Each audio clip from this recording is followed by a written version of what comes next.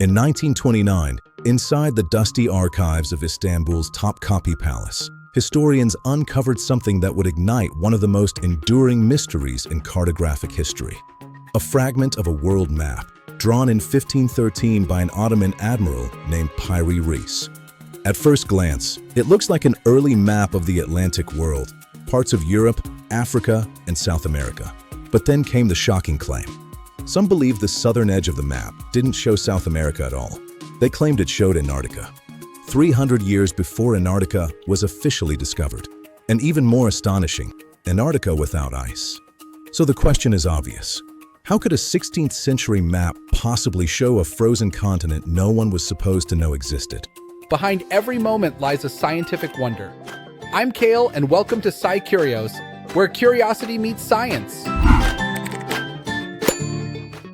To answer that, we need to start with who Piri Reis actually was. Piri Reis was not a mystic, nor a time traveler, nor a guardian of lost ancient knowledge. He was a naval commander of the Ottoman Empire and a meticulous compiler of information. Crucially, Piri Reis never claimed to have discovered anything new. In the notes written directly on his map, he explains exactly how it was made. It was a compilation drawn from more than 20 earlier source maps.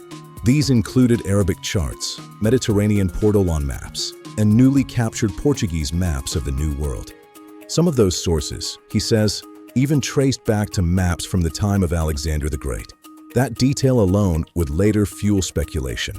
Fast forward to the 20th century.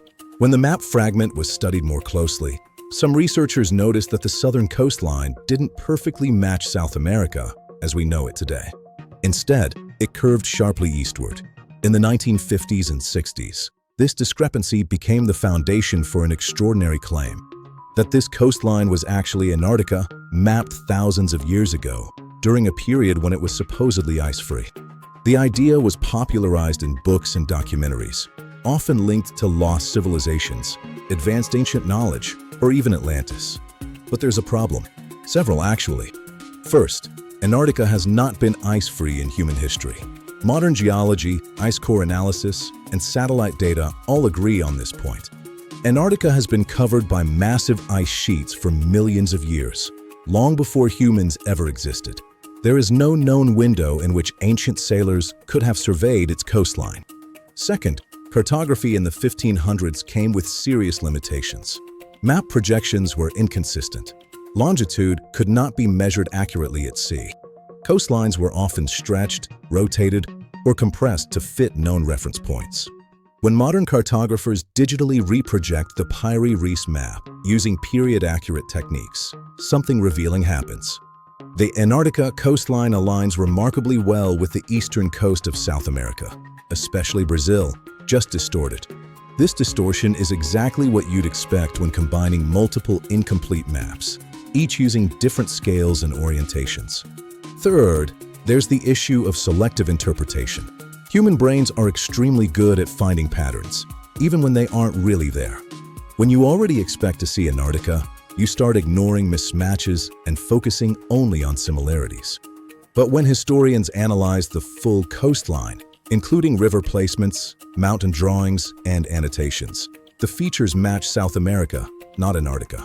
Even Piri Reis himself labels the region as part of the known southern lands connected to South America. There is no mention of a frozen southern continent, no reference to polar conditions, no suggestion of a separate landmass. So where did the myth come from? Part of it is timing. The map was rediscovered at a moment when Antarctica was still mysterious, radar imaging was new, and public fascination with lost civilizations was exploding.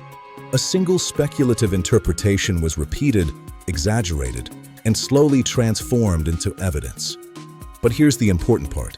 Debunking the Antarctica claim does not make the Piri Reis map less impressive. In fact, it makes it more impressive. This map represents one of the earliest integrations of New World geography into Old World knowledge systems. It shows how quickly information spread across cultures, through trade, warfare, and exploration. It captures a moment when humanity was stitching together a global picture for the very first time. No lost super-civilization required, no ancient satellites, just human curiosity, ambition, and imperfect tools. So the real mystery isn't how they knew Antarctica. It's how much they managed to know without modern technology at all. And that might be even more fascinating. Question for viewers. Why do you think stories about lost ancient knowledge are so compelling, even when the real history is already extraordinary? Science is everywhere if you just know where to look. Thanks for watching SciCurious. Until next time.